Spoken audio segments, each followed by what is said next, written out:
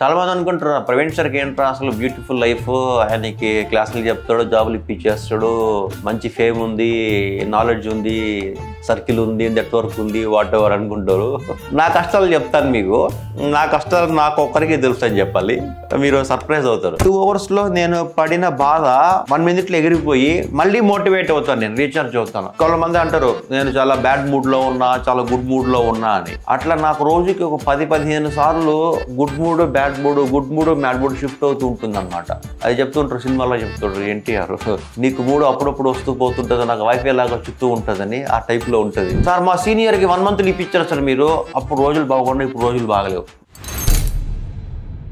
చాలా మంది అనుకుంటారు ప్రవీణ్ సార్కి ఏంట్రా అసలు బ్యూటిఫుల్ లైఫ్, ఆయనకి క్లాసులు చెప్తాడు, జాబులు ఇప్పించేస్తాడు, మంచి ఫేమ్ ఉంది, నాలెడ్జ్ ఉంది, సర్కిల్ ఉంది, నెట్వర్క్ ఉంది, వాట్ ఎవర్ అనుకుంటారు. నా కష్టాలు చెప్తాను మీకు. నా కష్టాలు నాకు ఒక్కరికి తెలుసు అని చెప్పాలి. ఓకే, నా కష్టాలు ఎలా ఉంటాయని మీకు 1 by 1 చెప్తాను, వినండి, మీరు సర్ప్రైజ్ అవుతారు. ఓకే, నా కష్టాలు నెంబర్ 1 చెప్తాం. ఒక 10 పొజిషన్స్ ఉన్నాయని చెప్పి హెచ్ఆర్ కాల్ చేస్తారు. నేను ఒక 25 CVs పంపిస్తాను. 2 days ఇంటర్వ్యూస్ పెట్టిన తర్వాత ఒక పెద్ద మెయిల్ వస్తుంది, quality is very poor, we're rejecting everybody అని. ఆ 2 hours పాటు చాలా చిరాగ్గా ఉంటుంది మైండ్. ఎందుకు రిజెక్ట్ చేస్తారనేది మనకి తెలియదు. Candidate may be having good subject, good communication, knowledge, but all rejected అంటారు. అక్కడ పొజిషన్స్ లేవనుకో, ఇంటర్వ్యూస్ లో, కంపెనీస్ లో పొజిషన్స్ లేకుండా ఇంటర్వ్యూ పెడతారు. ఇంటర్వ్యూ పెట్టిన తర్వాత పొజిషన్స్ లేవని చెప్పకుండా క్యాండిడేట్స్ క్వాలిటీ లేదంటారు. అదే మెయిల్ ని స్టూడెంట్స్ కి చెప్పాలి. వీడు హర్ట్ అవుతాడు, సార్ నేను సూపర్ పర్ఫామ్ చేశాను సార్, నేను ఎందుకు ఫెయిల్ అయ్యాను సార్ అని. వాడికి చెప్పాలి, బాబు అక్కడ పొజిషన్స్ క్లోజ్ అయ్యి ఉండొచ్చు, లేదా ఓపెన్ అవ్వకపోవచ్చు, వాళ్ళు ఆ మాట చెప్పకుండా కమ్యూనికేషన్ బాగలేదు అని చెప్పారు, వాడిని కొద్దిగా శాంతపరచాలి. మెజారిటీ కేసెస్ ఇది జరుగుతుంటుంది. ఓకే సరే, నెంబర్ 2, అందరూ సెలెక్ట్ అయిపోయారు, పిచ్ హ్యాపీ సార్ అంటావు. For example, hey, have you completed your 12th class or BCom or BBA or MCom or MBA? Meet me in your city for career guidance in Vijayawada, Vizag, Kurnool, Guntur and Warangal in the following dates. See you soon. Thank you. నిన్న ఒక drive జరిగింది. Okay, అక్కడ IPCC వాళ్ళు ఒక 40-50 people పంపించాము. Mostly select అవుతారు, అయిపోయారు అనుకుందాం for example. ఇప్పుడు ఏమవుతుంది, ఆ 40-50కి జాబ్ వచ్చేస్తుంది. హెచ్ఆర్ నాకు మెయిల్ పెడతారు. మెయిల్ ఏం పెడతారు, సార్ వీళ్ళు సెలెక్ట్ అయిపోయారని చెప్పి. I will be very happy for 2-3 hours. After that ఏమవుతుందంటే ఇంకొక హెచ్ఆర్ ఫోన్ చేస్తారు, సార్ 20 పొజిషన్స్ వచ్చాయి, మాకు సేమ్ CA ఇంటర్ వాళ్ళు కావాలి అని. కరెంట్ బ్యాచ్, ప్రీవియస్ బ్యాచ్ లో మొత్తం లాగితే అందరు సెలెక్ట్ అయిపోయారు. ఇప్పుడు నెక్స్ట్ బ్యాచ్ స్టార్ట్ అయ్యేదాకా మనం హెచ్ఆర్ని హోల్డ్లో పెట్టాలి, లేదా లేరు క్యాండిడేట్స్ లేరు అని చెప్పాలి. అది కూడా ప్రాబ్లమే, కరెక్ట్.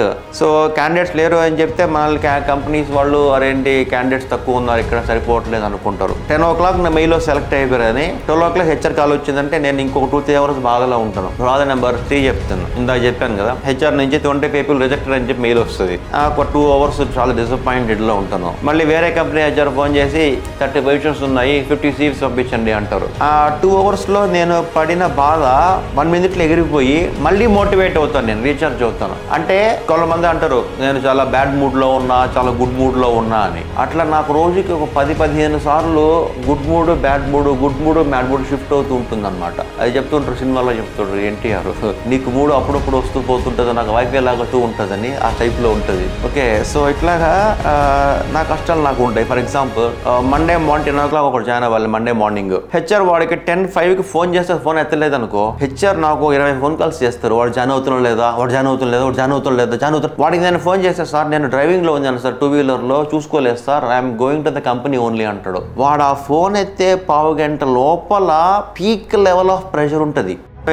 ఎందుకంటే వాడు జాయిన్ అవ్వలేదు అనుకో, అది ఆఫర్ డ్రాప్ కింద వస్తుంది కంపెనీలో. అది పెద్ద ఇష్యూ అనమాట. దాని గురించి ఒక 3-4 days డిస్కషన్ చేస్తారు. క్యాండిడేట్ నెంబర్ పంపించారు, ప్రవీణ్ సార్ ఎందుకు చెప్పలేదు, ఎందుకు ఆఫర్ డ్రాప్ అయింది, ఏం ప్రాబ్లం ఉంది, అది ఇది అని చెప్పి అవి ఆన్సర్లు ఇచ్చుకునే ఓపిక నాకు అసలు ఉండదు, కానీ ఇవ్వాల్సి వస్తుంది. అర్థమైందా? సో జాబ్ ఇప్పించినా ఒక ప్రాబ్లం, ఇప్పించిన ప్రాబ్లమే. వాడు ఇంటర్వ్యూకి పోయాడు లేదా, ఇంకొక కామెడీ స్టోరీస్ ఉంటాయి. 10 మంది ఇంటర్వ్యూ పెట్టదు. ఎగ్జాంపుల్, మండే మార్నింగ్ 10 o'clockకి 10 మంది పలానా కంపెనీకి పోవాలంటాం. అందులో 2 మార్నింగ్ మెసేజ్ చేస్తాడు, మా తాత చచ్చిపోయాడు, మా నాన్నమ్మ చచ్చిపోయింది అని. అదే ఇంటర్వ్యూ రోజే వాళ్ళ నాన్నమ్మల తాతలు చచ్చిపోతుంటారు. అది నిజమో కాదో నాకైతే తెలీదు, because we don't ask any proofs. కానీ ఈ 10 మంది వస్తారని చెప్పి VP AVP హైరింగ్ టీం వాళ్ళందరూ హెచ్ఆర్లు మేనేజర్లు 10 స్లాట్లు పెట్టుకుంటారు. 10 o'clock ఇద్దరు, 10:30కి ఇద్దరు, 11కి ఇద్దరు, 12కి ఇద్దరు అట్లాగా. ఈ ఇద్దరు రాకపోతే నో షో అంటారు దాన్ని. నో షో ఏమో ఇద్దరు రాలేదా, మేము ఇంటర్వ్యూ పెడితే ఇద్దరు రాలేదా, మేము మాకేమైంది, ఇది మా company reputation problem, how can the freshers will not come for 2 positions, అది ఇది అని చెప్పి మళ్ళీ మెయిల్ పెడతారు. నేను మళ్ళీ ఇదే స్టోరీ చెప్పాలి, వీళ్ళ తాత చచ్చిపోయాడు, వాళ్ళ నాన్నమ్మ చచ్చిపోయిందని. కానీ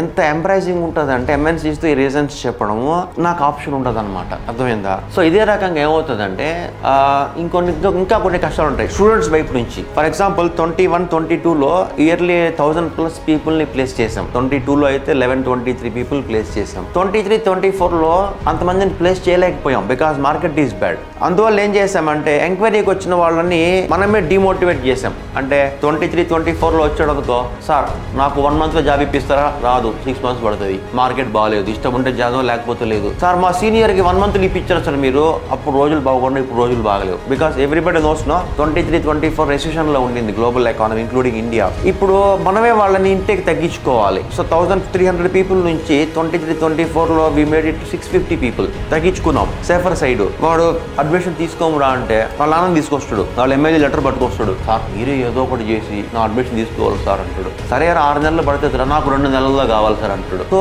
ఈ వాడు నో చెప్పలేము, ఎస్ చెప్పలేము, మార్కెట్ సిచ్యువేషన్ ఎక్స్ప్లెయిన్ చేసి వాడు బ్రెయిన్ వాష్ చేసి నీకు 6 నెలలు వెయిట్ చేసే టైం ఉంటేరా అని చెప్పే సిచ్యువేషన్లో ఉన్నాం 23-24లో. సో ఈ కష్టాలు రకరకాలుగా ఉంటాయి నాకు కూడా. ఇవన్నీ కూడా నేను స్టూడెంట్స్కి తెలియదు, స్టూడెంట్ వాడికి ఒక్కడే, బట్ అలాంటి వాళ్ళు నేను డైలీ ఒక 30-40-50 పీపుల్ హ్యాండిల్ చేస్తుంటాను. స్టూడెంట్ ఇంటర్వ్యూకి వెళ్తున్నాను కూడా టెన్షన్ ఉంటుంది, అయ్యో నాకు జాబ్ వెళ్తున్నాను, టెన్షన్ ప్రెజర్ వస్తుంది, ఈ రోజు ఫస్ట్ ఇంటర్వ్యూ ఏమవుతుంది, పెద్ద MNC 20th ఫ్లోర్లో ఇంటర్వ్యూ, అది ఇది అని. అలాంటి టెన్షన్ నాకు రోజు ఉంటుంది, నైట్స్ ఉంటుంది, ఎర్లీ మార్నింగ్ ఉంటుంది. Because daily 20-30-40 people attends the interviews with XRYZ companies. వీళ్ళు ఇంటర్వ్యూకి ఏం చెప్పారు, ఆ ఇంటర్వ్యూలో ఏం అడిగారు, స్టూడెంట్స్ ఆన్సర్ ఏం చెప్పారు, జాబ్ వస్తుందా రాదా, ఎంతమంది సెలెక్ట్స్ వస్తాయి, రిజెక్ట్ అయిపోయిన వాళ్ళని ఏ రౌండ్కి పంపించాలి అని ప్రతిరోజు నాకు ఇంటర్వ్యూకు పోయి వచ్చిన ఫీలింగే, ఇంటర్వ్యూకి పోయి వచ్చిన టెన్షనే. సో అలా ఉంటుంది నా లైఫ్. ఎవరన్నా నా లైఫ్ చాలా బాగుంటుంది అంటే వాళ్ళు నాతో ఒక రోజు స్పెండ్ చేయండి, మార్నింగ్ 9 to ఈవినింగ్ 9, మీకు అర్థమై నాకు దండం పెట్టి వెళ్ళిపోతారు, వద్దురా నాన్న ఈ జీవితం అని చెప్పి. Okay, thank you very much.